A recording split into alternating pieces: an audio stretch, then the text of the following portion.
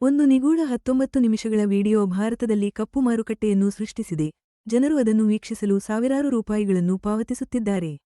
ಆದರೆ ನಿಜವಾದ ಅಪಾಯವೇನು? ಈ ದೃಶ್ಯಾವಳಿ ನಿಜವಾಗಿಯೂ ಅಸಲಿಯಾಗಿರದಿರಬಹುದು. ಹೋಟೆಲ್ ಕೊಠಡಿಯಿಂದ ಬಂದಿದೆ ಎಂದು ಹೇಳಲಾಗುವ ಈ ಆರೋಪಿತ ಅಶ್ಲೀಲ ವಿಡಿಯೋ ಇನ್ನೂ ಪರಿಶೀಲಿಸಲ್ಪಟ್ಟಿಲ್ಲ. ವ್ಯಕ್ತಿಗಳ ಗುರುತು ತಿಳಿದಿಲ್ಲ. ಮೂಲ ಅಸ್ಪಷ್ಟವಾಗಿದೆ. ಹೆಚ್ಚು ಆತಂಕಕಾರಿ ವಿಷಯವೆಂದರೆ ಬದಲಾಯಿಸಲಾದ ಸೀಸನ್ 2 ಮತ್ತು ಸೀಸನ್ 3 ಆವೃತ್ತಿಗಳು ಹೊರಬರುತ್ತಿವೆ. ಇವುಗಳಲ್ಲಿ ಗಣನೀಯ ಭಾಗವು ಅತ್ಯಾಧುನಿಕ ಎಐ ನಿರ್ಮಿತ ಕೃತ್ರಿಮಗಳಾಗಿವೆ ಎಂಬ ಊಹಾಪೋಹವನ್ನು ತೀವ್ರಗೊಳಿಸುತ್ತಿವೆ. ಇದು ವಾಸ್ತವ ಮತ್ತು ಸೃಷ್ಟಿಯ ನಡುವಿನ ರೇಖೆಯನ್ನು ಅಳಿಸುತ್ತದೆ. ಅಂತಹ ವಿಷಯವನ್ನು ವಿತರಿಸುವ ವಿರುದ್ಧ ಭಾರತದ ಕಟ್ಟುನಿಟ್ಟಾದ ಕಾನೂನುಗಳಿದ್ದರೂ ಒಂದು ಅಕ್ರಮ ಆರ್ಥಿಕತೆ ಪ್ರವರ್ಧಮಾನಕ್ಕೆ ಬರುತ್ತಿದೆ. ವ್ಯಕ್ತಿಗಳು ವೀಕ್ಷಿಸಲು 500 ರಿಂದ 5,000 ರೂಪಾಯಿಗಳವರೆಗೆ ಪಾವತಿಸುತ್ತಾರೆ. ಕಾಯ್ದೆಯಡಿಯಲ್ಲಿ 5 ವರ್ಷಗಳವರೆಗೆ ಜೈಲು ಶಿಕ್ಷೆ ಮತ್ತು 10 ಲಕ್ಷ ರೂಪಾಯಿಗಳ ದಂಡದಂತಹ ತೀವ್ರ ಕಾನೂನು ದಂಡನೆಗಳಿಗೆ ಒಳಗಾಗುವ ಅಪಾಯದಲ್ಲಿದ್ದಾರೆ. ಇದು ಕೇವಲ ವೈರಲ್ ವಿಡಿಯೋ ಅಲ್ಲ.